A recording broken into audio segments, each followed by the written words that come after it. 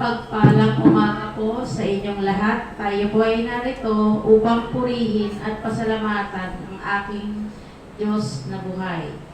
John 15 verse 7. Kung mananatili kayo sa akin at mananatili sa inyo ang aking mga salita, anumang nais nyo ay matutupad para sa inyo. Kaya palagi po tayong nakakabit sa puno at ang mga sanga, ito'y matutuyo at di magbubunga. Kaya tayo po bilang mga tinawag ng Diyos, palagi po tayong nakakabit at pinanghahawakan natin ang mga salita niya na patuloy. Kahit anumang sitwasyon ng ating buhay, patuloy natin angkinin ang kanyang mga salita at ipahayag na ito'y nasa atin, na patuloy na makikita at mararanasan at maliwanagan at maramdaman sapagkat pinangahawakan natin ang kanyang mga pangako. Panginoong Diyos na makapangyarihan sa lahat, ay tayo po ay magsitayo.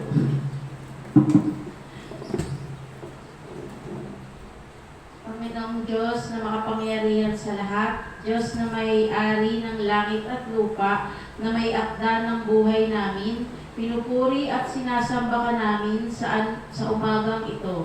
Salamat sa kalakasan at kapayapaan, tanging sa iyo lang magmumula ang lahat. Humihingi po kami ng kapatawaran sa aming mga sala. Dalangin ko po na hipuin nyo ang mga kapatiran na wala dito. Panginoon, maraming salamat sa bagong araw sa buhay namin at sa lakas na patuloy mong binibigay sa amin. Salamat sa walang sawang pagmamahal, gabay at pagpapatawad sa gitna ng lahat. Ikaw ang aming sandigan, patuloy ka naming pupurihin sa hirap man o ginhawa. Sa iyo ang lahat ng papuri at pasasalamat namin ngayon at magpakailanman. Amen.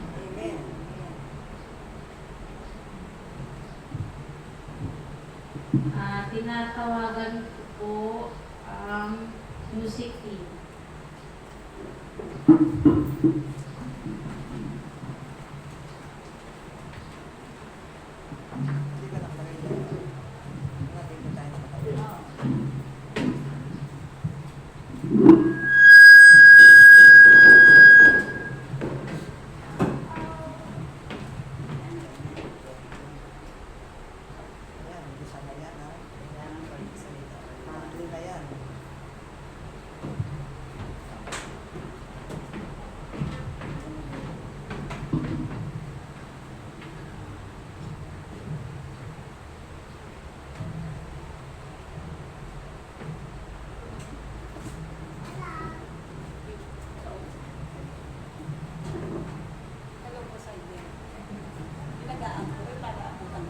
Morning.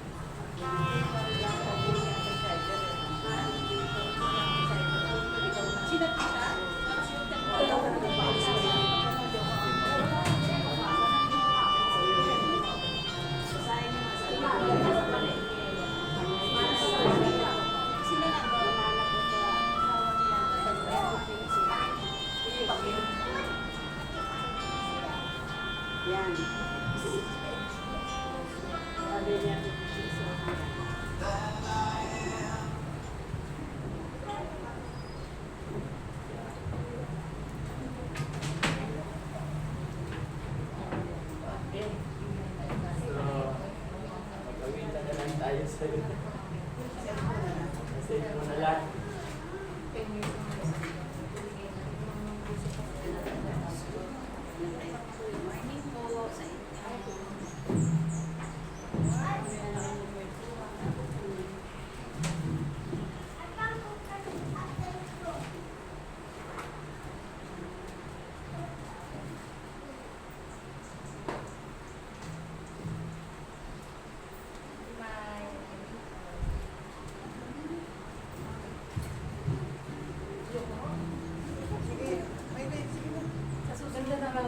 Ano naman eh, marami naman kayo eh.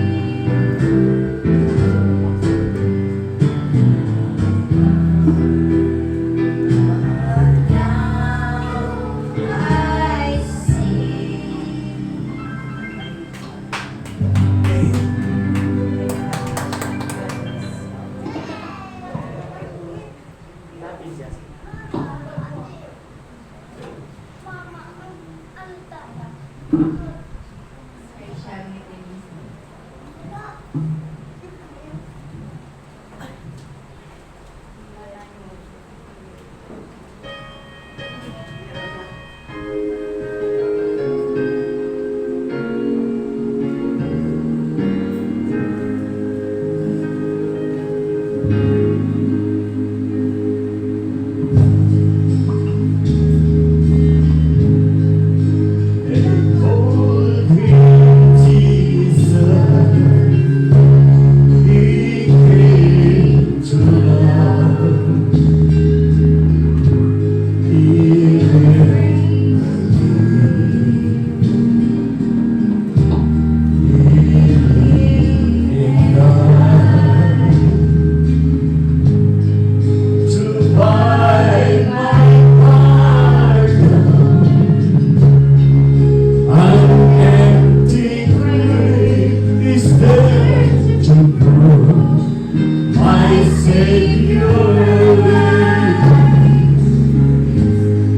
Because He lives, I can face tomorrow.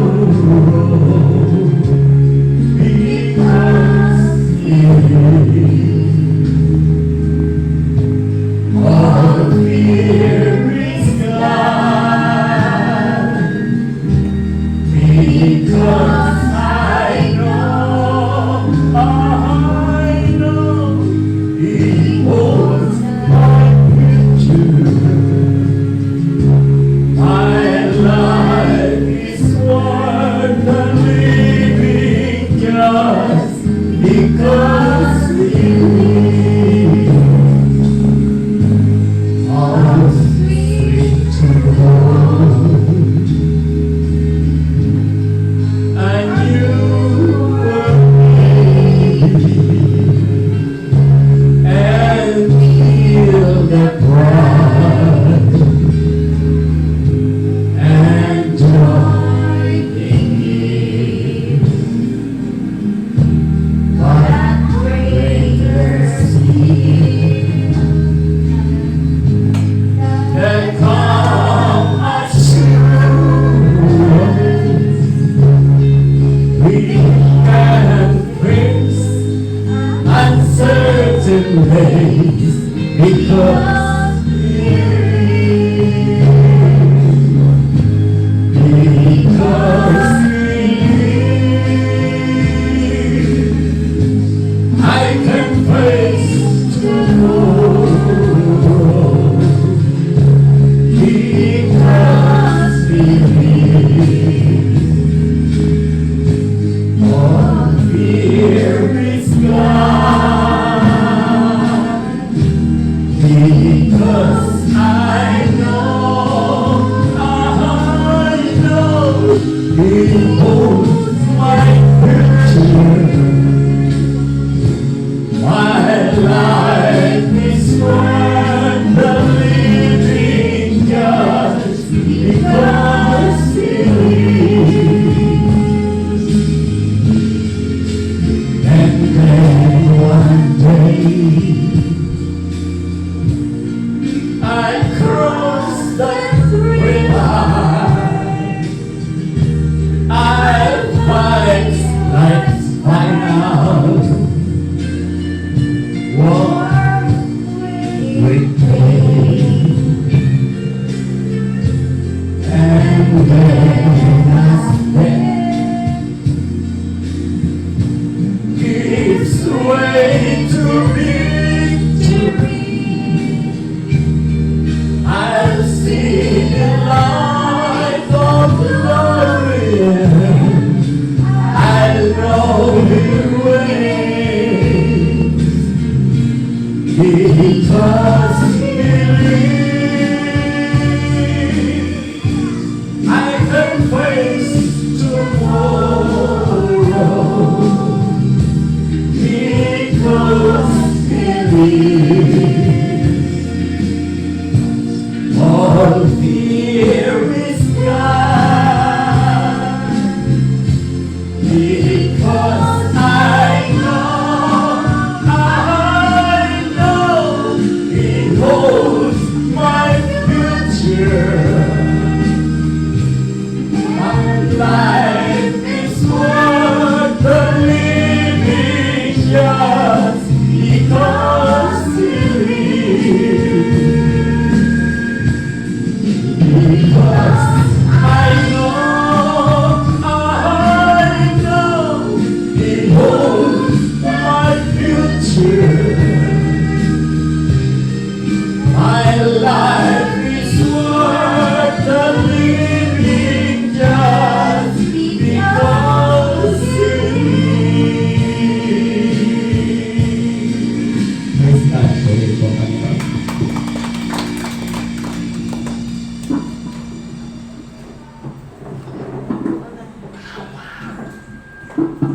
Purihin po natin ang ating mga inawit tungkol sa Panginoon. Tinatawagan ko na po ang ating mensahera, Lenny Caldejo.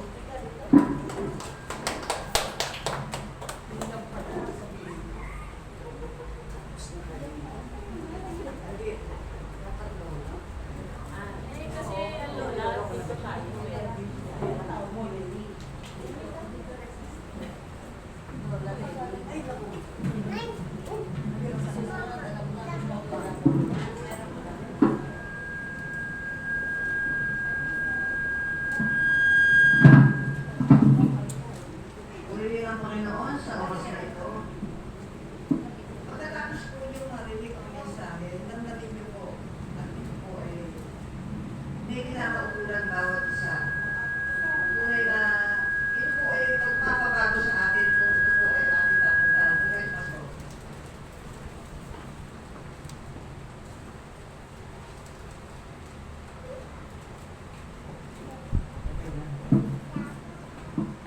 Hello, hello. Hello, sound check. Hello. Sound check. Sige po. Tayo po ay mananalangin. Ano po? Sige po, kung pwede, kumayo kayo. Amang banal at amang Diyos na banal. Ikaw po ay dakila, mabuti, tapat at puno ng utawa. Inaanyayahan po namin ang inyong presensya sa oras na ito upang kami po ay turuan ang alamanan at magpabago sa iyo. Nangusap ka po sa aming mga puso upang palagi po namin hangarin na ikaw po ay maitaas at mabigyan ng parangal sa aming mga buhay. Ito po ang aming panalangin sa pangalan ni Jesucristo na aming Panginoon at tagapagligtas. Amen. Amen. Sige po, pwede na po mga po. Isang mapagpalang araw po sa bawat isa. Ang pag-aaral po natin ngayon ay tayo sa paalala ni Apostol Pedro sa mga pinili ng Diyos. Pakikalapit nga po yung katabi mo. At sabihin, pinili ka ng Diyos, kaya pinili ka. Ayan ha.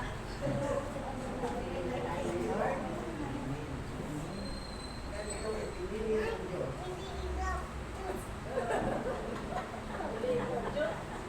Tandaan po natin na simula nang nagkaroon po tayo ng desisyon na kilalanin,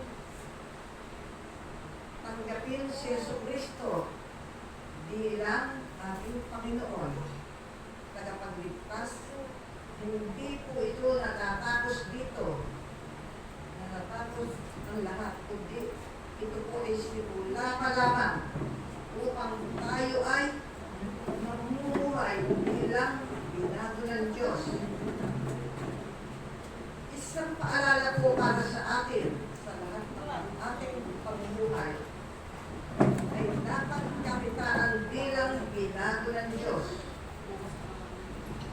Bilang binago ng Diyos,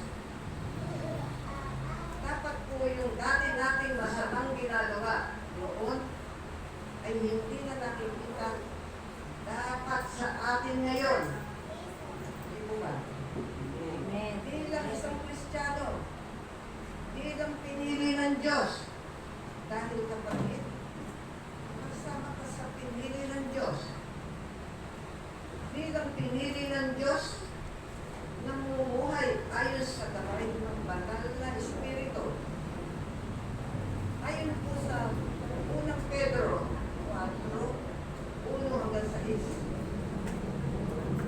Dahil naghirap si Kristo sa katawan lupa niya, dapat ay nandarin kayong maghirap sapagkat hindi na gumagawa ng kasalanan ang taong nagtitiis ng hirap.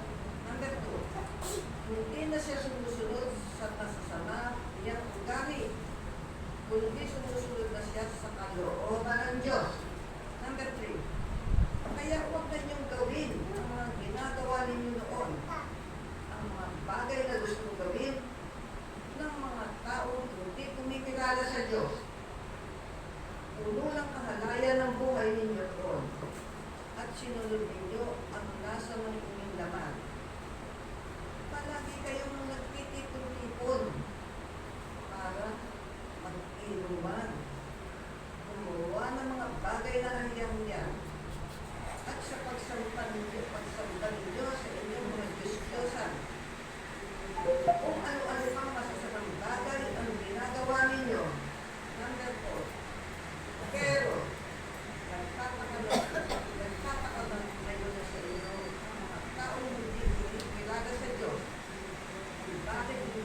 Ayun ang isama sa pagbuti ng pagbuhay. Kaya nagsasalita na sila ng masasama sa inyo. Unang Pedro 4:5-6, hanggang 5. Ngunit mananagot sila sa Diyos sa ginagawa nila dahil napatulan ng Diyos ang lahat ng tao, may man o patay, na Mesis. Ito ang dahilan kung bakit ipinangaral ang magandang balita sa mga taong patay na. Nang sa ganoon, dahil patay na sila sa laman at mamutulan, tulad ng lahat ng tao, nabubuhay pa rin sila sa Espiritu, gaya ng Diyos. Isinulat mo ito ni Pedro na apostol ni Cristo Jesus bilang paalala sa mga pinili ng Diyos.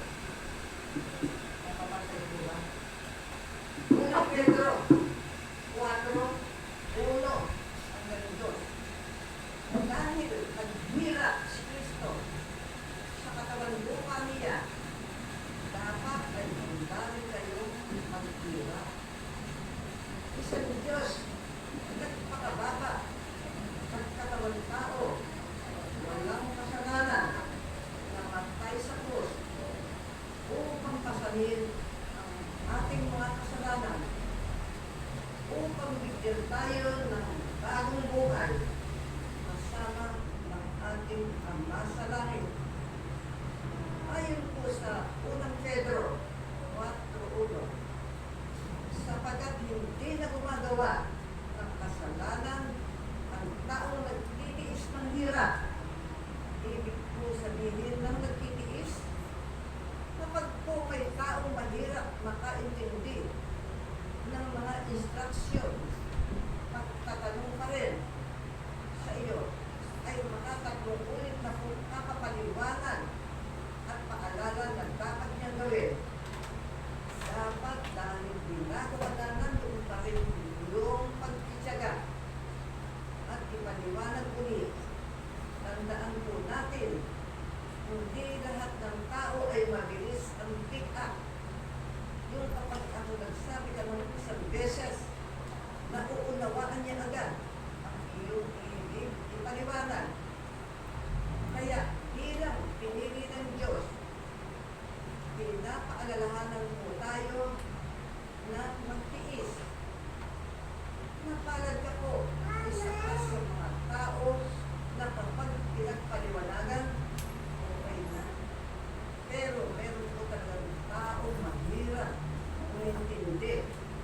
Dapat po natin palawakin ang ating pasensya sa kanila. Roma 5:3. At nagagalaksin tayo kahit dumaranas tayo ng mga paghihirap. Dahil natuto tayong magtiis. Sa tuwing mapagtatagumpayan natin ang mga pagtitiis para maiparanas sa ating kapwa ang pagmamahal bilang isa ka sa nakatanggap ng pag-ibig ng Diyos. Mayroon po tayong kagalakan sa puso dahil naunawaan natin kung paano po tayo unti-unting binabago ng Diyos.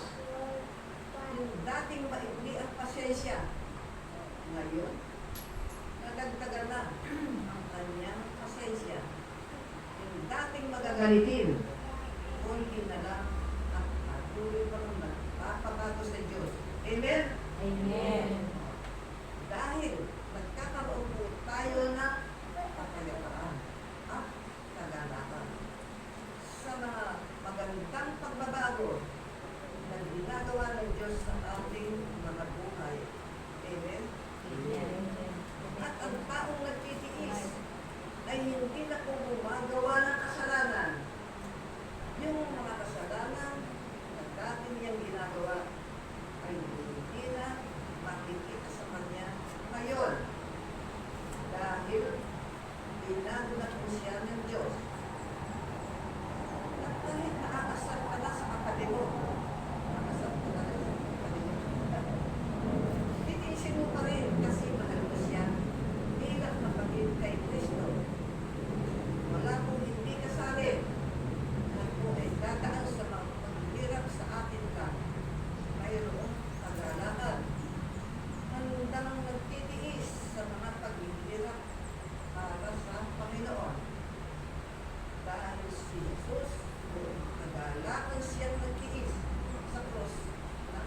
baryo. Pinagupit, nilait, pinahirapan, para makasama kanya sa kanila ng Diyos. Ganun na lamang ang pag-ibig ng Diyos atin. Kahit dumaranas ng pagsubok, hindi nangangamba dahil alam niyang may Diyos na palagi siyang kasama at tumutulong sa atin. Nararanasan po natin yan, hindi po ba? Ako po, isa na po, nararanasan ko yung mga pagsubok. Kaya talagang nandiyan ang Panginoon, hindi tayo mababayaan. Unang Tesalonica 1:3. Nais ng Diyos na maging banal kayo. Kaya lumayo kayo sa sexual na immoralidad. Ang Diyos ay banal. Bilang kanyang pinili, dapat mamumuhay po tayo sa kabanalan. Ating pag-iisip, pananalita, at sa mga gawa. Pinapaalalahanan po tayo, dapat po tayo magbubuhay sa kabanalan at pag-iisip at ang ating pananalita. Minsan po, pero ako yung pero dahil tayo tinawag ng Panginoon, okay lang yun. Kasi kung sinisismis naman ay totoo, okay lang din yun. Pero tayo talagang pinalo ng Panginoon. Efeso 5:18-20. Huwag kayong maglalasing dahil nakasira ito sa inyong pamumuhay. Sa halip, hayaan ninyo makuskus kayo ng banal na espiritu. 19. Sa pagtitipon ninyo, gumamit kayo ng mga salmo, inyo, at iba pang awiting espiritual. Puso kayo gumamit at puri sa Panginoon. 20. Lagi kayong magpasalamat sa Ama sa lahat ng bagay bilang pananampalataya ating Panginoon sa Kristo. Namuhay ayos sa banal na espiritu. Sundan na ang tuloy yung picture, may picture po yan. Palaging mananalangin dapat ang ginagawa natin.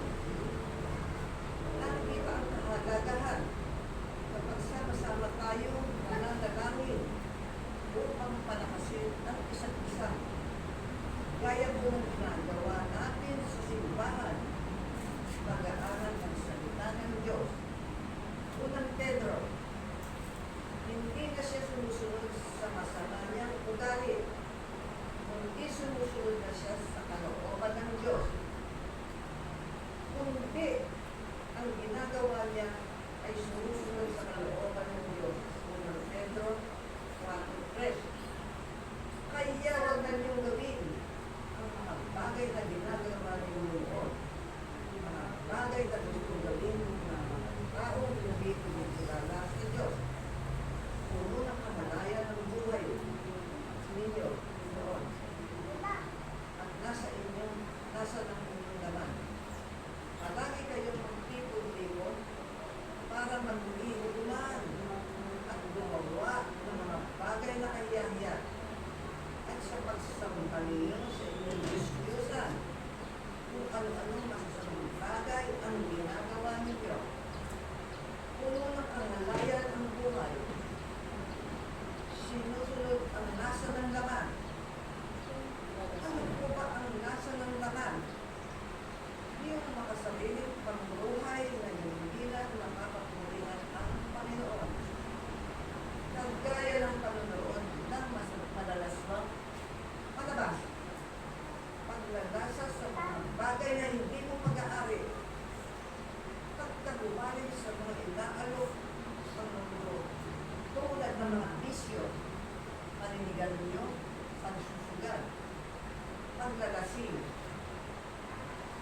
paggawa ng mga bagay na kahiyahiya, mga kasamlanang dati ginagawa, na dapat hindi na po nakikita sa atin. Dahil tayo ginagina ng Diyos. Unang Tesalonica 4:8. Nais ng Diyos na maging banal kayo. Lumayo kayo sa sexual na immoralidad.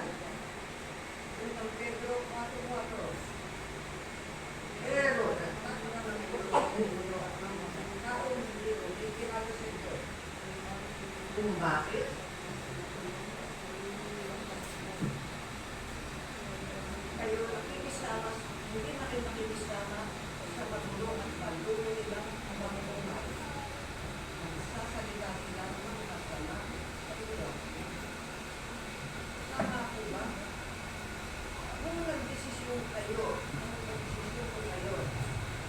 na magpabago sa Panginoon, yung dating makasalamang pamumuhay ninyo, unti-unting binago ng Panginoon, yung mga kasama ninyo noon sa bisyo, magtataka sila kasi others ka na. Di ba ganun sinasabi? Kasi hindi ka na nakikisali sa kanila. Dahil may Diyos ka na ayaw saktan. Kaya kaya kang pagbubi, may Diyos ka na gusto mong pakulihan sa pagbabago na mangyayari sa iyo. Unang Pedro 4:4. Kaya nagsasalita sila ng masasama. Ano po ba ang dapat magtutulong natin sa kanilang pananalita sa atin? Dapat ipanalangin po natin sila. Ipanalangin po natin sila na magkaroon din sila ng malalim na relasyon sa Panginoon.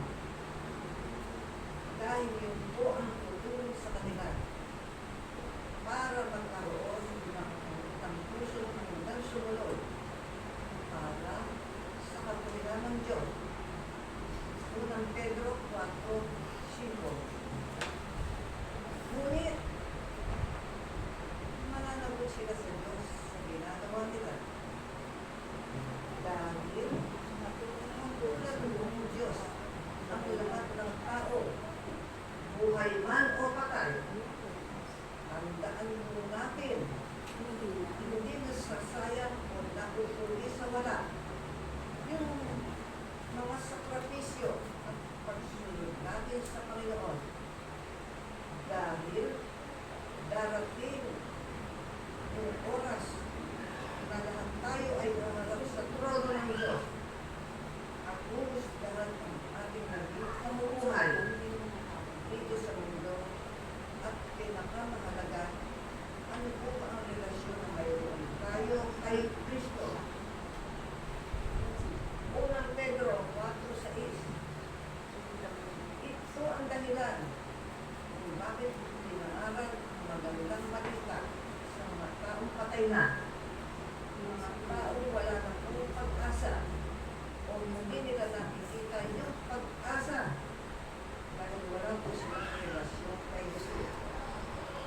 Nang sa ganoon, kahit patay na sila sa laman, at mga tulad ng lahat ng tao, mabubuhay pa rin po sila sa Espiritu, gaya ng Diyos.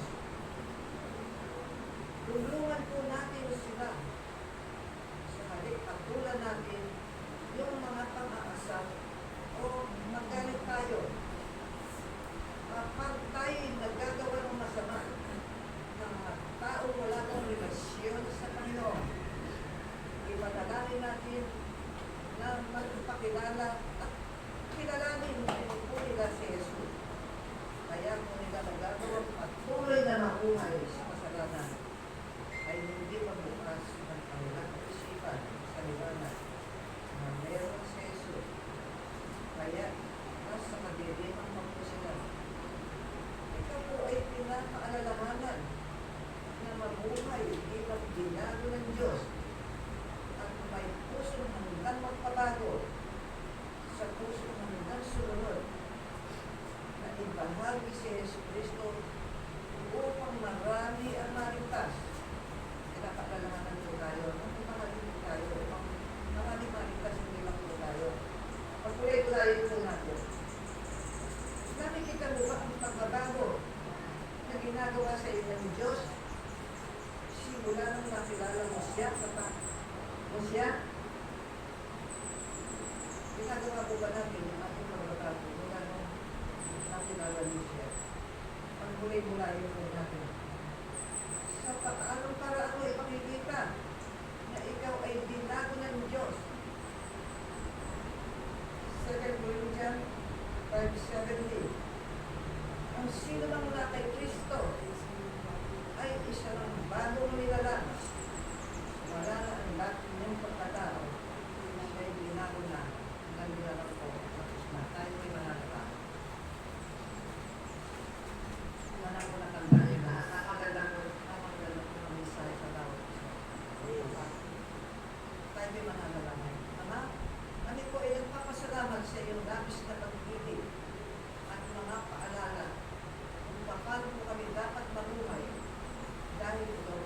banal. Dapat namuhay din kami ng may kabanalan at pagtitiis. Salamat po sa mga pagbabago na ginawa mo sa aking mabuhay. Tunay na kung wala na akong magagawa, ito po ang aming naranasan. Kagalakan at pag-asa. Kami po ay patuloy na hanggang magpabago at maitaas ka sa aming buhay. Pinatutuloy ang pinasasalamatan po namin sa pangalan ni Jesus. Amen. Amen. Maraming salamat po, Ate Lenny.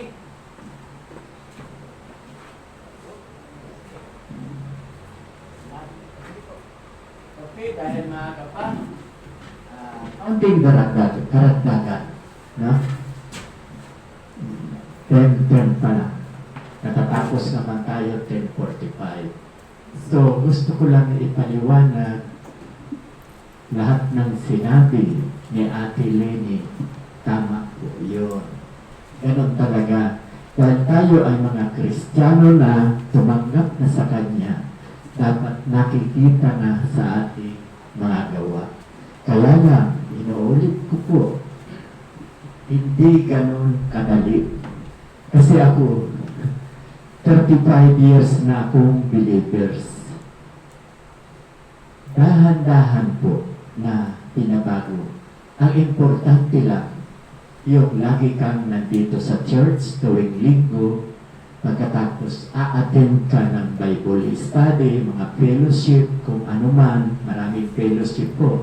Sinabihan ko lang ang asawa ko na mga kababaihan, dapat mag-outing naman kayo. Kung dami nyo, 1, 2, 3, 4, 5, 6, 7, 8, 9, 10, 11, malat kayo. 1 pa yata. So, mag-outing naman kayo kasi kasama rin yan. At habang nasa outing kayo, mayroong magtuturo sa inyo. Kaya another fellowship po yan. Saka harmonious relation. Inuulit ko po, hindi madalian ang pagbabago. Dahil yan din ang aking karanasan sa loob ng 35 years. At hindi ko talaga mapiperfect. Kasi diba, sinasabi naman sa Roma chapter 3 verse 10, walang matuwid. Wala, ni isa. No? Walang matuwid. Pero, pag nanampalataya na kayo kay Kristo, you are righteous. Matuwid na. Ngayon, yung pagbabago, yung sinasabi ni Ate Lenny, unti-unti babaguhin tayo. Huwag tayong ma-discourage. Baka ma-discourage tayo, ay ano ba yan? Nandoon pa rin ako sa kasalanan, nabubuhay pa rin ako sa kasalanan. Mapalad tayo. May mediator. Diba? Huwag natin kakalimutan ang unang Timothy chapter 2 verse 5 and 6. Ang sinasabi po doon, may iisang Diyos at iisang namamagitan. So, tayo nasa gitna, lahat ng kasalanan nyo, inaako ni Kristo. Kaya may namagitan, may nagbayad, mababasa sa 6, unang Timothy chapter 2 verse 6, ransom, may nagbayad ng ating mga kasalanan. O, kaya, ano pa? Diba? May nagbayad. Ang kasalanan mo noon, kasalanan mo ngayon, pati yung kasalanan mong darating, bayad na. Diba? Ganon, mapalad tayong mga Kristiyano dahil mayroon sa ating namamagitan. Dahil wala naman talagang perfecto na hindi magkasala. Diba? Ako ay pastor na, nagkakamali din ako, nagkakasala, kaya lang may namamagitan. Babasahin ko sa inyo sa 1 John chapter 1:8 and 1:10. Anong sinasabi ko? Kapag sinasabi mo, hindi ka nagsakakasala, dinadaya niyo ang inyong sarili at wala sa inyo ang kanyang salita. So, maliwanag, di ba? Kapag sinasabi mo wala kang kasalanan, dinadaya mo lang ang iyong sarili. Kasi ang sabi nga ni Pablo sa Roma chapter 7, verse 17 to 20, ang sabi ni Pablo, Apostola, gusto kong bumait, hindi ko magawa. Bagkus ang mga ayaw ko, ang siya kong nagagawa. Kaya ang sabi niya, hindi na ako yun. Ang espiritu niya ang tinutukoy.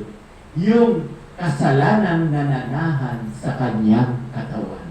Kasi hanggat may katawan tayo, hindi maaaring hindi ka magkasala. Mayroon talaga. Kasi di ba, sinasabi ko na yan nung pakila Ate Lini, na kapag hindi ka na nagkakasala, ang tulo mo sa impyerno. Nakuha niyo ba yun? Hindi ka na nagkakasala, ang tulo mo sa impyerno. Bakit? Diyos ka din. Blaspheming kasalanan niya. Paglalait, paglapastangan sa banal na Espiritu.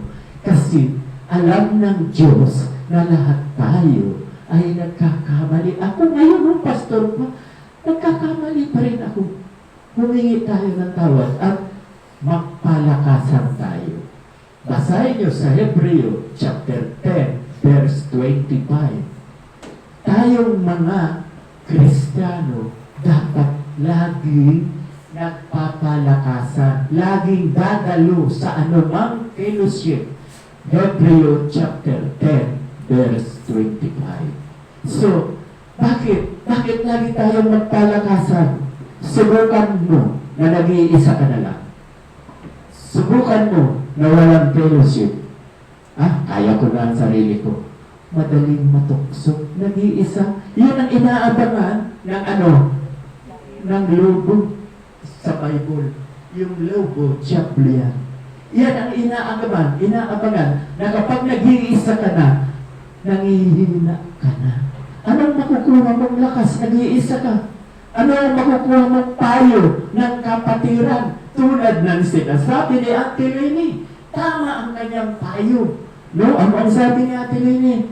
Marami dyan, nag-uumpukan, nagiinuman, naglalasing. Di ba? Sabi, yung binasa ko kanina. Kaya ito, ang ganda. Itong 2 Corinthians 5:17. Alam niyo po bang minimorya ko na yan? Noon ko pa itinuturo yan. No? Ang mga nakipag-isa kay Kristo, isa ng bagong nilalang. Wala na ang dati. Ako dati lasinggero, dati babaero, dati basagulero. Nawala. Kaya lang, hindi gradual. Gradual ba tawag doon? Hindi bigla. Unti-unti. Ang sabi ko nga, yung mensahe ko minsan sa hapon, ang pinakamahirap kong mawala, maalis, yung babae. Napakahirap para sa akin yan noon. Kaya lang, di ba, binasa niya sa mga dapat tayo ay, yung mga binasa niya kanina, makita banal. No? Di ba, yan nga din ang sinasabi ko, basahin po ninyo sa Matthew chapter 5, verse 28.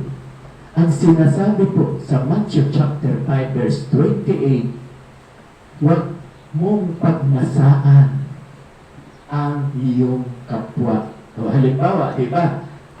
Yan ang gamit ng diablo ngayon. Manood kayo ng Facebook. Kahit hindi mo gusto, lalabas yung malalaswa. O, sino magsasabi sa inyo hindi totoo?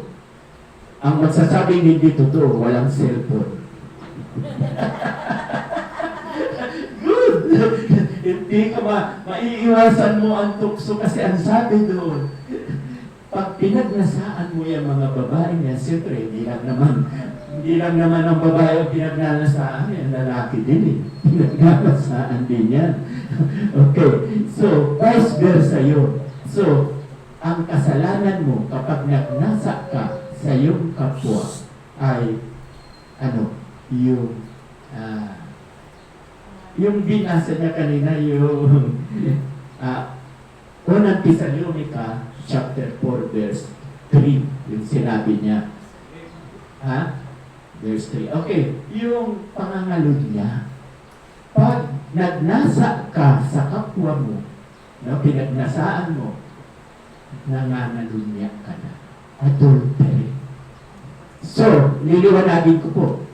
tayong lahat na Kristiyano, kayong nakaupo dyan at akong nakatayo dito, hindi tayo exempted sa laman, sa kasalanan. Nandyan yung magnasa tayo ng pera, nandyan yung magnakaw tayo, nandyan yung ng babae o ng lalaki, hindi exempted.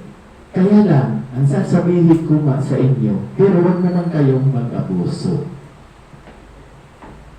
May nagbabayad ng kasalanan natin kung totoo kang Kristiyano. Kaya siguraduhin natin na totoo tayo Kristiyano. Nakukuha po ba natin? Napakaaga pa ha? Huwag kayong magsawa dahil natural si Ate Lily. Maganda binasa niyan lahat. Ang kulang lang. Balang araw matutuyan. Explanation. Paliwanag. Yung katulad nitong ginagawa ko.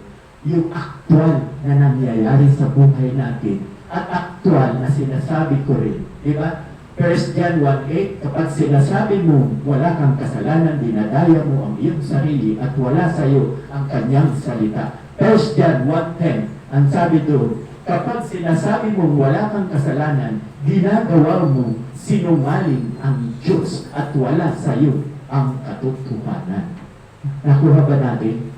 Kaya ibig sabihin, walang matuwid, walang iisa. Pero dahil sa pananampalataya niyo, paulit-ulit ako, makulit ako, dahil nanampalataya ka kay Jesus, dahil ikaw ay makasalanan, nilinis ka na. Yung kasalanan mo, inako ni Kristo, binayaran sa krus ng Kalbaryo. Kaya kasalanan ko, nakapako na sa krus. Tayo ngayon ay bago na ng nilalang. Wala na. Diba? Sabi dahil, 2 Corinthians 5:17, ang mga nakipag-isa kay Kristo ay isa ng bagong nilalang, wala na ang dati. Siya'y bago na. At saka ito, tandaan nyo maraming nagsasabi, ako pa ang sinisisi. Diba? Bakit ganun, pastor? At tagal-tagal mo lang ng membro, wala pa rin pagbabago. Nakakarating sa akin yan. Nagreklamo dito sa akin. No, hindi ko nababanggitin kung sino. Bahala kayong mag-isip. Nandito sa atin. Hindi. Nasa labas. Tagalabas. Tagalabas. Ano ba yan? Matagal mo na. Alam niyo kung ano ang sagot ko? May division of labor kami ni Lord. Ha? Si God ang gagawa niyang pagbabago niyo. Hindi ako. Hindi ko kayang baguhin kayo dahil hindi ako Diyos. Diba? Bakit ako ang sinisisi? Ang trabaho ko rito, mag-deliver ng Word of God. Tulad itong ginagawa namin ni Ate Lily. I-share namin ang salita ng Diyos. Hayaan ko naman ang trabaho ng Diyos.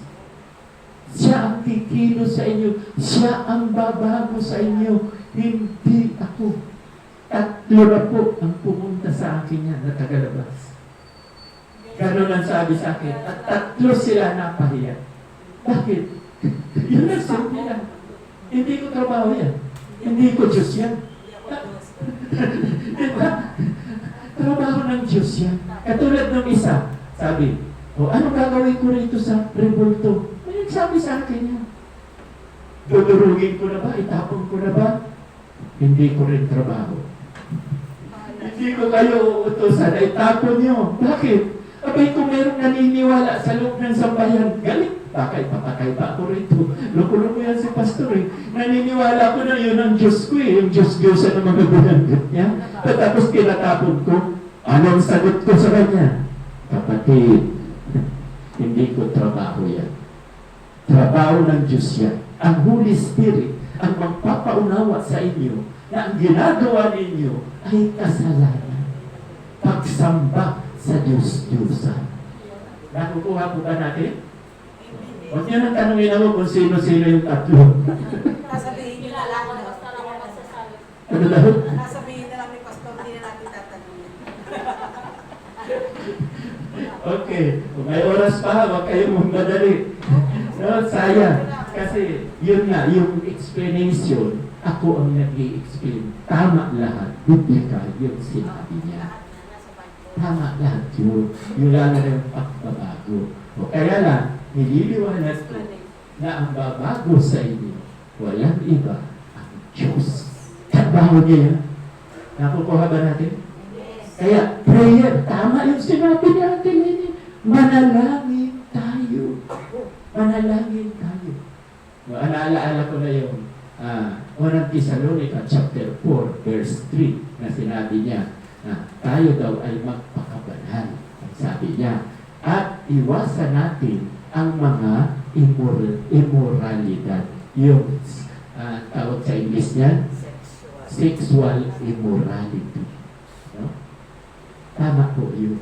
Iwasan na natin. Pero, sabi ko na nga sa inyo, may kahinaan tayo. O, ito pa, ang tandaan nyo ha. Pag Kristiyano ka na natukso ka doon sa laman, ha? Tandaan nyo, ang nagawa mo ay hindi kasalanan. Sabi ni Pablo, si Apostol Pablo, di ba? Nakasala ka. Ang sabi ni Pablo, hindi mo na yung kasalanan. Ano ang sabi ni Pablo? Yun ang iyong kahinaan. Nakuha ba natin? Yun ang alam mo ako, di ba? Sabi ko sa inyo kanina, ba pinakapatagal sa akin ang inalis yung pangbabae. Di ba? Di ba? Natatawa sila. No? Ba't ilang taon ba yung pastor ng babae?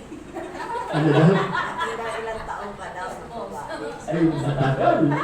Oo. Matagal ka. At asawa ko na siya. Asawa ko na siya. Hindi alam. Buta hindi kayo nagkaanak. Maingat ako. May isa, hindi ako nahuli. Ako ang nagpahuli. Saan? Saan ako nagpahuli? Nung nandun siya sa church, na tinatawag kami, testimony, magpatotoo kayo, magpatotoo. O sabi ko, ako po ay lasinggero, basagulero, at babaero. Nakikinig siya. Sabi niya, oh, dinagdagan. Hindi naman niya nang bababae kasi hindi naman niya alam. Kaya kung gagawa kayo ng kalukuhan, huwag niyong ipaalam. Wala kang kasalanan. No? Ang binabanggit ko lang, no? Yun ay hindi na kasalanan. Kasi kaya mapalad tayo, may mediator. Yun ang kahinaan. Tandaan niyo, kahinaan. Paano ka lalakas? Di ba na, sabi ko na, Hebreo 10:25, fellowship. Atid ka lagi sa gawain ng Panginoon. Ito, sila Ana, si Ate Lisa, 1 taon nang mahigit, si Ate Ana, 2 taon nang mahigit. No? Nananatili pa rin. Kasi, ito, sabi ko nga kay Ate Lenny, para tayong sindikato, no, ano tawag doon? No retreat, no surrender. Hindi ka na pwedeng makalabas. Tuloy-tuloy na to. Tingnan niyo ako. 35 years ng Christian. Hanggang ngayon, lalong sinisipag. Nadoble na nga. Mayroon akong ministry dito. Mayroon pa sa broadcasting. Sino nanonood sa inyo sa broadcasting? Isa, 2, 3. Good. Yung broadcasting yung sa Media House Express. Malaking tulong po yun. Pinapakita ko nga sa kanya, tingnan mo. Kanina, 200 lang. Wala pang 10 oras, 400 na. Ang nakikinig.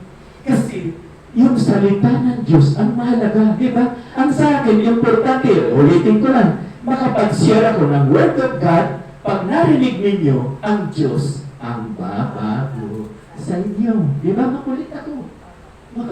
Kaya ako, kahit sinasaway ako ng asawa ko, galit niya kasi gumagastos ako ng 16,000 monthly sa broadcasting.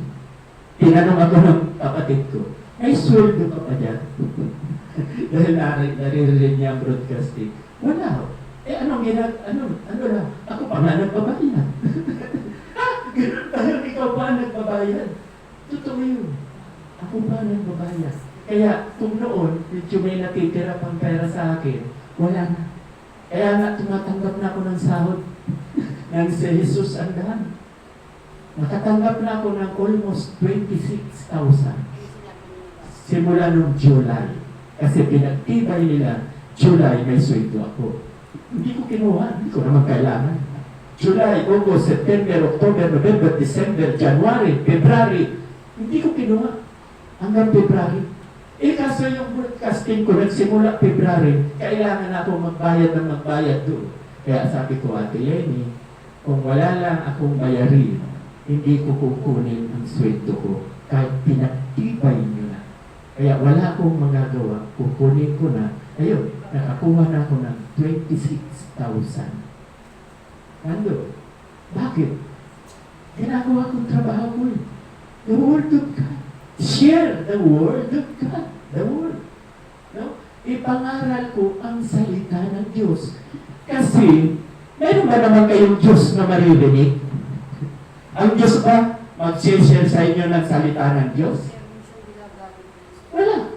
Kami ang instrumento. Kami ang ginagamit ng Diyos. Si Ate Lenny. Alam niyo kung bakit ito natayo? Hindi naman may gusto nito eh.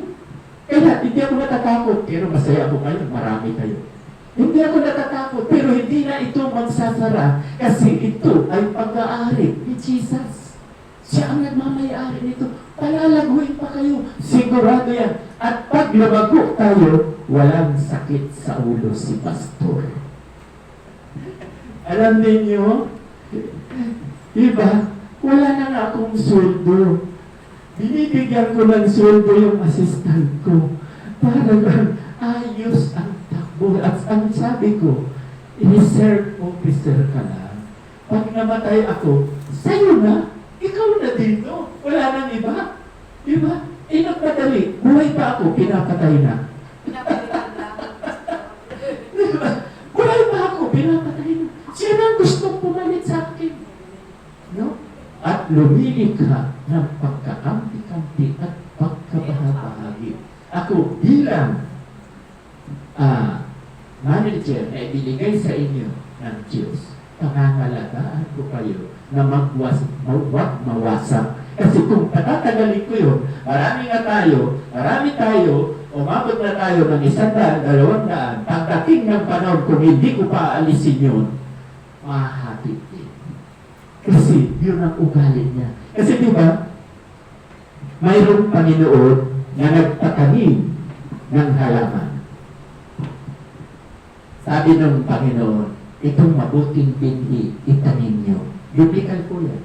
Binasa ko na yan sa Bible study. Itanim nyo. Abay, kinagabihan, alam mo talaga itong diablo sa madilim kumikilos. Nagpatanim din ng masamang binhi. Yung diablo sa gabi. Nang tumubo, sabi ng Panginoon, teka, wali nga kayo mga trabahador. Di ba mabuting binhi lang ang tinatatanim ko? Bakit tumutubo kasama ang masamang binhi? No? Kasi hindi nila alam, yung diablo, yung kaaway, nagtatanim. So sa madaling salita, no, ang sabi pa nga, bunutin na ba namin? Bunutin na daw. Wag, sabi ng Panginoon, madadama yung mabuting binhi kasi yung ugat sa ilalim, sa nasalapit na yan, mamamatay yung mabuting binhi. Hayaan mo, dahil pagdating ng araw, aanihin ko yan, kukunin ko yung mabuting binhi, iihiwalay ko ang masamang binhi at aking susunugin. Yun na yung sa impyerno. So, ang ibig sabihin, dito sa church, kasama natin ang kaaway. Nakukuha niyo ba? Yung itinatanim ng kaaway. Hindi ako nalulungkot. Gusto ko yun. Alam niyo kung bakit? Gusto ko nga mga makasalanan. Diba? Ang Diyos, mababasa sa Mark chapter 2, verse 17, hindi bumaba si Kristo dito sa lupa para sa mga banal. Bumaba ang Diyos dito sa lupa para sa ating mga makasalanan. Kaya gusto ko sila. Ang problema, ang leadership ko, hindi pwedeng sirain. Leadership ko, ang ibig kong sabihin, kung ako ang namumuno dito, wag na wag ninyo akong susuwain. Nakuha niyo? Dahil biblical din. Sa loob ng church, mayroong tupa at mayroong kambing. Di ba napakaliwanag? Nasa Matthew, mababasa natin yan. Ano ang trabaho ng kambing? Sumuwang. May sumuy. Ang tupa mabait kahit anong gawin. Kaya kayong natira dito, kayo ang tunay na tupa. Mababait kayo eh. Saka diba, sabi sa 1 John chapter 2 verse 19, hayaan mo yung mga umalis na yan dahil kung yan ay atin, hindi tayo iiwan. Dito yan, katulad niyo. Hanggang ngayon, nandito kayo. Hindi niyo iiwan ang gawain ito dahil itong gawain ito, hindi sa akin ito, kay Lord, kay Jesus. At itong ginagawa ko para sa inyo dahil kaming dalawa talaga naranasan na namin sa kasi Ate Lenny, naranasan na namin tama lahat ng sinabi niya na kung ikaw ay umiiwas na sa kasalanan, bless ka. Diba, Ate Lenny? Pinagbalak tayo. Yun ang maganda. No? Kaya kami ni Jesus ngayon, hindi ko kayo iniinggit. No? Ang sarap ng buhay namin. Alas 10 pa lang, nasa echo na kami. Sana all. Diba? Sana, gawin niyo yung ginawa namin. Simple lang, dalawa lang. Wala nang iba. Ano ba ang utos? Diba? Yun lang. Gayahin nyo lang. Yun ang pag-ibig kasi hindi na ituturo. Yun ay kusang bubukan sa puso mo. So, diba? Ang sabi ko, Mark chapter 12 verse 30-31. Yun lang ginawa namin ni Jesus. Love the Lord your God with all your heart, with all your soul, with all your mind, and with all your strength. No? Ibigin daw natin ang Diyos ng buong puso, buong lakas, buong kaluluwa, buong pag-iisip. Yan ang aking ginawa. Nakita ng Diyos yan. At pangalawa, di ba? Second is this. Love your neighbor as yourself. There is no greater commandment. There is no commandments greater than this. Wala daw hihigit pang utos sa dalawang ito. Yun lang. Mahal mo ang kapwa. Di ba? Lagi ko sinasabi sa inyo, kaano-ano ko ba kayo? Sa tililig, kaano-ano? Hindi ko kayo kaano-ano. Pero kaya kayo na naririnig ko dahil mahal ko kayo. Kasama ko kayo lagi sa prayer. Sorry na lang, Ate Lene, yung huli ko salita, hindi kita nasali. Kasi ikaw naman lagi. Ikaw naman lagi ang sinasabi ko eh. Sabi ko, yung hapon, hindi ko na isasama. Mga portfolio. Hindi ko na isasama. Kaya sabi ko, ang panghapon naman. Nagtampo si Helen. Hindi naman nagtampo. Sinabi lang. Nagsabi lang. Pinalimutan mo na yata. Simple magtampo. Alam nyo, hanga ako kay Ate Lenny. Magaya nyo lang ang habang buhay nyo. Tingnan nyo, 79 na. At layo na layo na siya ang nagtayo ng church na ito. Siya ang ginamit ng Diyos para maitayo. Pero ang nagmamayari si Jesus. Lalong hahaba ang buhay. At hindi tumitigil. Yan ang dapat natin gayahin. Hindi tumitigil. At yaya ng yaya yan. Di ba, pag nagyaya yan, hindi naman siya ang babago sa inyo.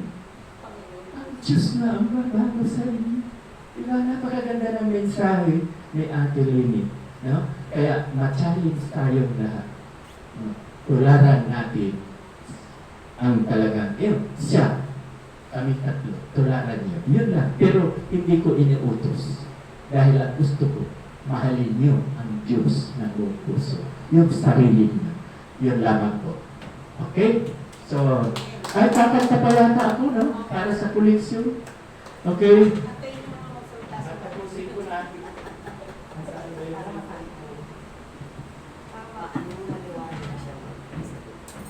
Maaga pa. Di, sabihin mo. Nagmamadali ako eh. Ikaw, pahiram niyo sa pagkasalita.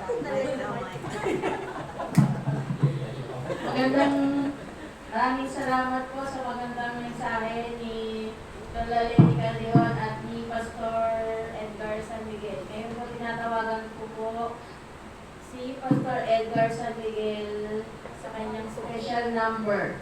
Basket po si Sister Edna Villegas. Love and prayers offering si Sister Lilia San Miguel.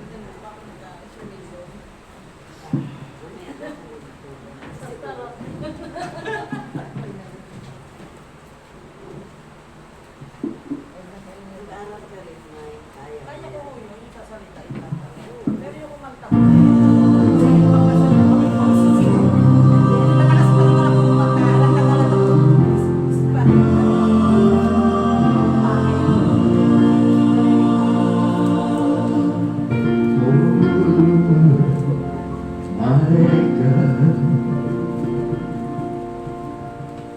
when I know someone that consider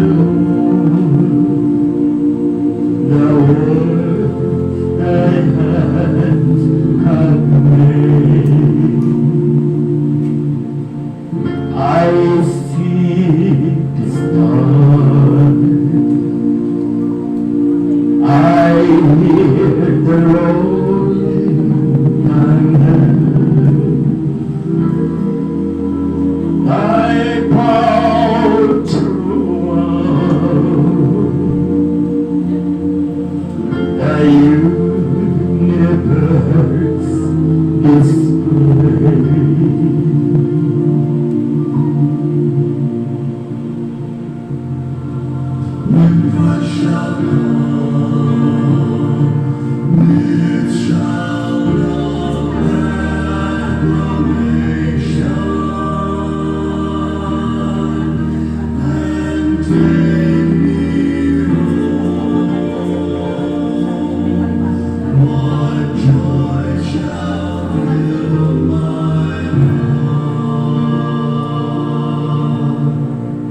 Then I shall bow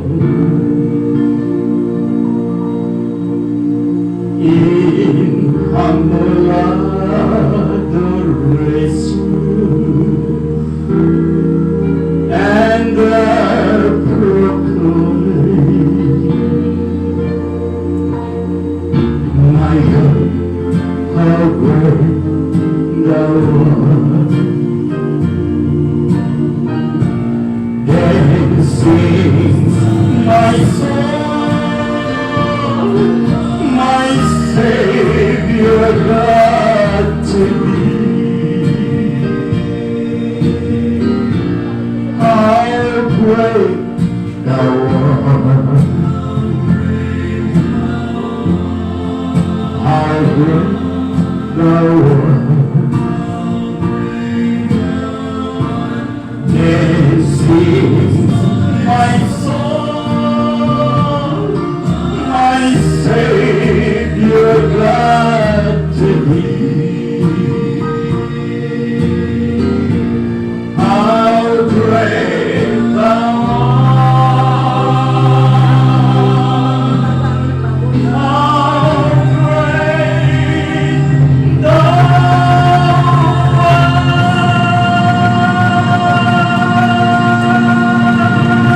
Praise God forever. Siya talaga tunay na great.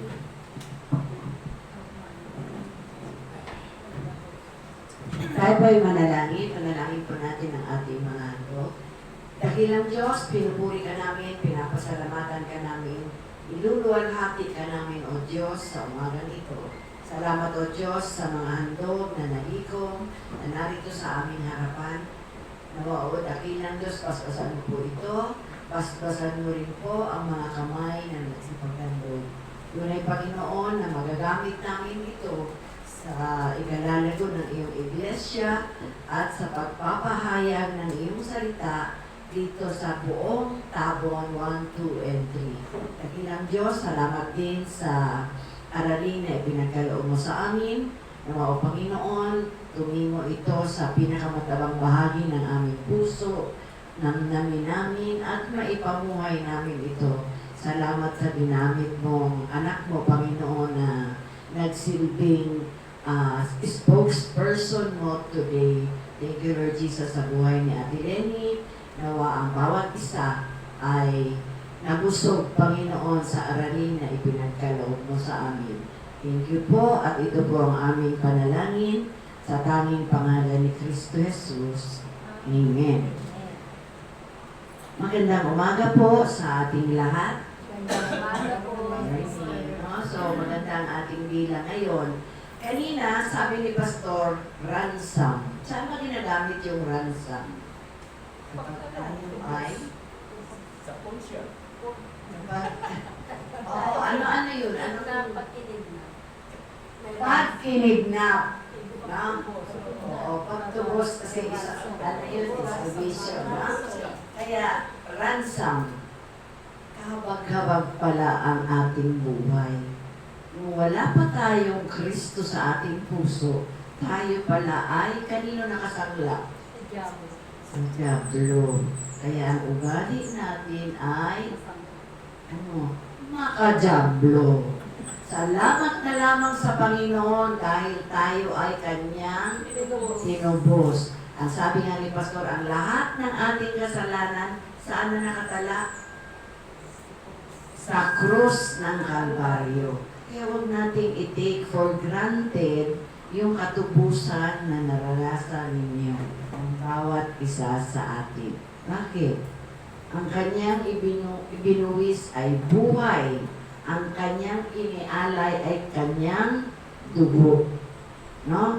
Bagamat ito ay libre, ang kanyang kamatayan ay libre para tayo ay matubos. Subalit, hindi mura. Hindi natin kayang tumbasan ng kahit pa buhay natin. Kaya yun ang alalahanin natin mga kapatid. Kaya huwag natin i-take for granted ang Panginoon. Lalo na pag linggo, araw ng ating fellowship, araw ng ating Bible study. Sabi nga ni Ate Lenny, manalangin, mag-aral ng salita ng Diyos. No? Attend po kayo mga kapatid, lalo na pag Friday. Dahil napakaganda ng aming mga tinatalakay. Ngayon lang nila na aral yung mga tinuturo namin. No? Salamat sa Panginoon dahil tayo ay binibigyan ng wisdom, ng karunungan ng Panginoon upang tayo ay matuto. No? Hindi naman tayo uupo lang dyan para magbubutas ng upuan. Meron tayong silbi. Sabihin niyo sa inyong sarili, may silbi ako sa Panginoon. May silbi ako sa Panginoon. Yun. Dapat natin ipaglingkod ang ating buhay. Huwag natin sabihin, matanda na ako. Meron matatanda sa Biblia, ginagamit pa ng Panginoon sa paglilingkod. So wala tayong pwedeng ialibay na edad. Ang sabi nga, age is only number lang daw yun. Kailangan tayo magpalakas sa Panginoon, sa salita ng Panginoon. No? May mga pagkakataon na tayo ay nangihina, read your Bible, pray every day. May mga tandaan niyo mga kapatid, ang palatandaan ng muling pagbabalik ni Jesus, ulitin ko, hayag na hayag na. Tingnan ninyo, ginigera na naman ng Israel. At yan ay mababasa ninyo sa Ezekiel 38. Inihula na yan. So kung babasahin ninyo ang Ezekiel 38, nandoon yung gera na ginagawa ng Iran sa Israel. Apektado ba tayo? Apektado tayo. Dahil tayo, kung kayo'y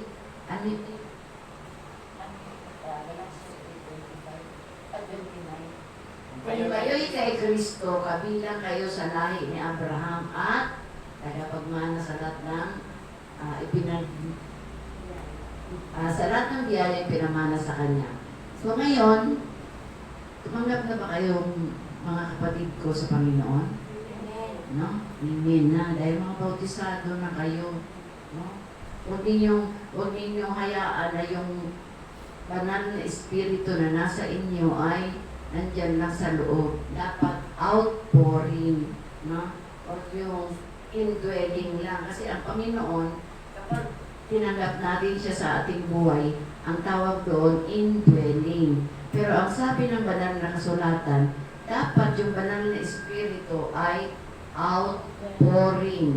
Ibig sabihin, hindi titikom ang ating bibig, kailangan natin ipahayag ang kabutihan ng Panginoon sa ating kapwa. Sino-sino yun? Mga kasama natin sa bahay ang dapat nating unahin. Sa muling pagbabalik ni Jesus, alam niya kung sino ang kanyang dadagigin. Ano ang mga palatandaan? Lindor, meron na naman kinakatakutan ang pillbox. Big one na naman daw. Ano yun? Baha. No? Ano pa? Gera. Na? Gutom. Lindol. Ano pa? Kahirapan. Yan ang mga palatandaan sa kanyang muling pagbabalik. Pinatakot ko ba kayo? Ewan ko sa inyo kung natatakot kayo. Pero kami, hindi kami natatakot dahil mamatay man kami sa oras na ito, sigurado na yung islat namin sa langit. Na? Meron na kami kalalagyan. No? So kailangan, at tandaan ninyo, ang bahay natin doon, mansyon. Kung dito binabaha yung bahay ninyo doon, hindi. At tatapakan mo ginto, haspe, lahat ng mga, katulad ng mga alahas ni Bemerly. No? Ha? Yung first day lang, binaya sila lang yun. Kunyari, aircon, pagkain. Oo. Ay, di ba nga? Kasi ang Diablo, binubulang tayo. Ang pinapakita ng Diablo, akala mo maganda. Pero ang kaloob-looban noon ay impyerno. Sino gusto sa impyerno? No? Wala. Init na eh. No? Gusto natin sa langit. Gusto natin kapiling ang Panginoon. Pag nasa langit na tayo, hindi na masakit ang tuhod natin, mga kapatid ko, 70. Wala nang puting buhok. Wala nang pustiso. Babalik ulit yung mga ngipin kong magaganda. No? Wala nang masakit ang buto-buto. Sapagkat perfect ka na. Babalik ka sa Panginoon, pupunta ka sa Panginoon na perfect. Ang edad daw natin ay magiging 32. Wala nang matanda. Ay wala na. Babalik kami sa dati. Babalik tayo sa edad na 32. Bakit ba, Pastor, kami lang ngayon kami? Ayaw na kami isama. Tayo. Tayo. Tayo. Sabi niya sa Pastor, babalik kami sa temple. Eh kasi mas matanda kami sa iyo. Eh mauna kami. Kaya nga mga kapatid, siguraduhin na natin yung islat natin. Ang kamatayan, may bata, may baby, walang edad kapag kinuha ka na ng Diyos. Bagamat ang gusto ng Diyos ay 120, namamatay ang tao dahil sa kasalanan. Kaya ngayong umaga, ang paalaala ng sermon ni Ate Lenny, transformation, pagbabago. Tandaan natin, hindi natin kayang baguhin ang ating sarili. Hindi rin kayang baguhin ni Pastor ang mga sarili natin. Sarili ninyo. Sino ang magbabago sa atin? Ang Panginoon lang ang may kakayanang baguhin tayo mula ulo hanggang paa. Kaya pag nagpabautismo kayo, siguraduhin yung lubog kayo kasama ang bibig. Kasi meron daw nagpapabautismo, bitaw daw yung bibig. Kaya kahit bautisado na, ganyan pa rin. No? Sabi ng pastor, hindi na bautismuhan ang inyong mga bibig. Kaya siguraduhin ninyo mga kapatid, na kapag kayo ay nabautisman, lubog talaga. No? Kasama ang bibig, para pag nagsalita, ano ang lalabas sa bibig? Out of the abundance of the heart speaks the mouth. No? Kung ano ang laman ng puso, siya ang lumalabas sa bibig. Okay? So ngayong umaga, sa ating pong pagpapatuloy, inaanyayahan ko po kayo. Dumalo kayo sa ating fellowship, no? Para naman meron ka sa, meron na tayong mga aawit kasi wala na si Ate Beth. Si Lisa na lang na si Lisa ang umaawit. So aawit, maaaring si Maylin, maaaring si Angie, na? Kayo sa ating fellowship, sa ating Bible study, hindi kayo lugi. Hindi winner, no? Sabi nga, winner, or no? So kung wala na tayong ibabang ay, yung ating merong proposal na tayo ng mga kababaihan, tayo lang na nandito ay mag-a-outing kung kailan pag-uusapan tayo ng kaha. Kasama si Beth sa panghapon. O, kasama yung mga panghapon. At ang gusto kong nakapunta na ba kayo sa Torres Farm? Hindi pa. Hindi pa. Doon tayo pupunta. Malapit lang naman sa Naik. Na? So, Layo daw, hindi kupin sa araw. Oo. Meron namang Nakapunta ka naman doon sa New York, sa Egypt. Egypt, ganyan, iba-ibang bansa. Maganda. No? Nakapunta na ako kayo. Oo, 2 beses na. So, yan ang aking target. Pero hindi na tayo mag-aanyaya ng outsider. Exclusive lang yan para sa ating mga kapatid. So, kung wala na ay tayo ay mananalangin. Let us pray, mga kapatid. Atin pong pagbulay-bulayan ang mensahe ng Diyos na ating narinig sa umagang ito. So, tayo manalangin. Isara po ninyo ang inyong mga mata. Pumo ang ulo. Tayo ay mananalangin.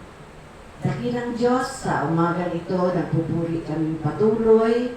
Salamat sa kapahayagan ng iyong salita. Tunay, Panginoon, na dapat magkaroon kami ng pagbabago matapos namin ikaw tanggapin sa aming buhay bilang aming Lord and Savior. Thank you, Lord Jesus, sa paalaala mo sa amin sa umagang ito. Nawa ay tumimo ito sa mga puso namin, Panginoon, at patuloy namin alalahanin, Panginoon, na kailangan din namin bantayan ang aming mga sarili sapagkat oras na napahiya kami, Panginoon, ikaw ang ipinapahiya namin.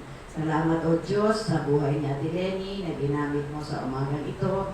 Salamat din sa aralin na ipinagkaloob mo sa amin na dapat mayroong pagbabago. At sa umagang ito, pinagpapasalamat ko, Panginoon, at itinataas ko ang buhay ng aking mga kapatid na ito sa umagang ito.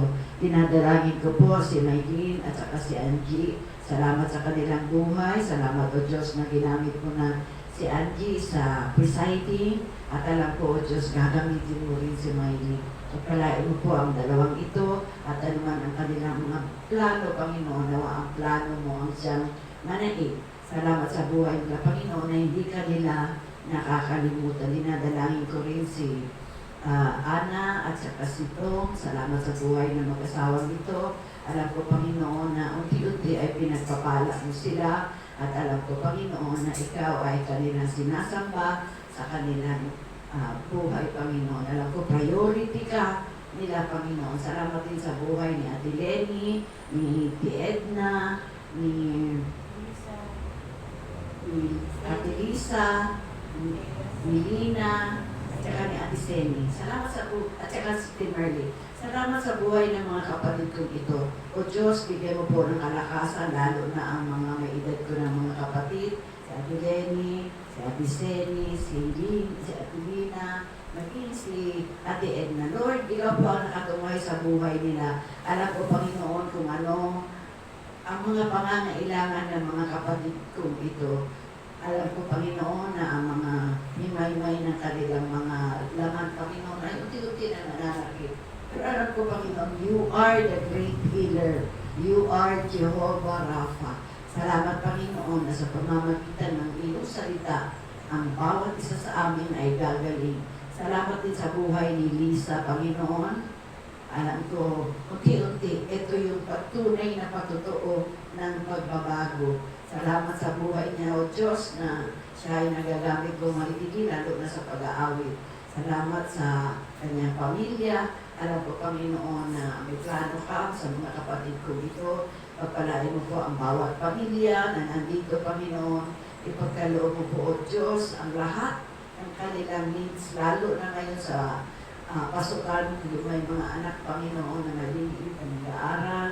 O Lord, ikaw po ang magpo-provide ng kanilang mga pangangailangan sa eskwela, sa kanilang mga school supplies, sa mga kapatid ko rin na may mga edad na, Lord Jesus, anuman ang desired ng kanilang puso, Panginoon. Nawa, O Diyos, ang kauhawan nila, Panginoon, sa iyong salita, ang kahungkagan ng kanilang buhay kung meron man. Punuan mo po ito, Panginoon, at ipadama mo po mightily ang iyong pag-ibig sa bawat isa. Lord, sa lahat po na may mga sakit at karamdaman, ibuin mo po ang bawat himay-may ng mga kapatid ko ito, mula ulo hanggang talampakan, at ipadama mo po ang kagalingan, Panginoon, sapagkat ang kagalingan ay magmumula lamang sa iyo. Sa mga batang maliliit, Panginoon, nawa ay patuloy mo silang gabayan, ingatan at subaybayan Punuin mo po ang kanilang mga isip, Panginoon, ng karunungan, Panginoon, at iwas mo po sila sa mga masasamang tao, masasamang barkada, kundi ituon nila ang kanilang pag-isip, Panginoon, sa pag-aaral. Bigyan mo po na maayos na pamumuhay ang mga kapatid ko dito upang kanilang malasap, Panginoon, ang kanilang Diyos ay buhay, na ang kanilang Diyos ay mayaman, na ang kanilang Diyos ay patuloy na nakatunghay sa bawat pamilya sa iglesia ito. Pagpalain mo rin ang iglesia ito, Panginoon, nawa wala na pong gagambala, Panginoon, sa kalipunan ng mananampalataya na narito ngayon, sapagkat Ikaw, O Diyos, ang magbabantay sa amin. Salamat, O Diyos, sa lugar na ito na ipinagkaloob ng mag-asawang Leslie at Mark Family ng libre, maging ang tubig at ilaw. Salamat sa buhay nila, Panginoon. At alam ko, Panginoon, binabalik mo ito sa kanila ng masagana. Ang nais ko lamang, Panginoon, na makita sa mga kapatid ko dito, Panginoon, ay priority ka namin sa aming buhay. Tunay, Panginoon, kapag priority ka namin, ikaw ay hindi you will not held your hands to bless us, O Lord. Kaya yan po ang aming kailangan, ang blessing mo po, Panginoon, upang maranasan namin at maipahayag namin na meron kaming Diyos na buhay, Diyos na makapangyarihan sa lahat, Diyos na sumusubaybay sa amin, Diyos na nagliligtas, Diyos na nagpapagaling, at Diyos na nagbibigay ng lahat ng biyaya. Thank you po, Panginoon. Ito po ang aming dalangin. In Jesus' mighty name we pray. Amen. Inaanyayahan pong tumayo ang kapulungan ng pagbasbas ng Panginoon. Lord,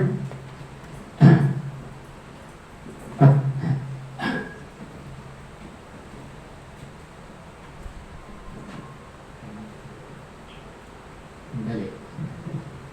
Ang masaganang awa ng Diyos Ama at ang walang sawang pag-ibig ng Diyos Anak at ang kaaliwan ng Diwang Banal ang sumaamin nawa mula ngayon at magpakailan-kailan pa man.